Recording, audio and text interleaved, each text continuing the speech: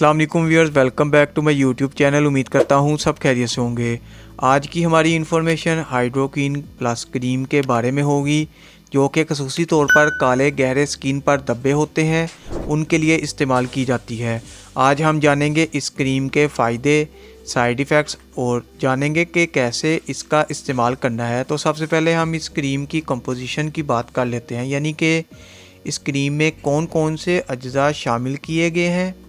Hydroquinone, फ्लूसिनोलोन plus ट्रिटेनाइन इस cream के अज्जा हैं। डिटेल में जाने से पहले अगर आप हमारे चैनल पर नए हैं तो चैनल को सब्सक्राइब करें और वीडियो को लाइक और शेयर ज़रूर करें। अब चलते हैं वीडियो की डिटेल की तरफ, जानते हैं इस क्रीम के फ़ायदे और जानते हैं और किन किन सूरतों में इस क्रीम का इस्तेमाल किया जा सकता है। ये क्रीम छाइयाँ दूर करने के लिए इस्तेमाल होती है। इसके अलावा इस क्रीम को चेहरे पर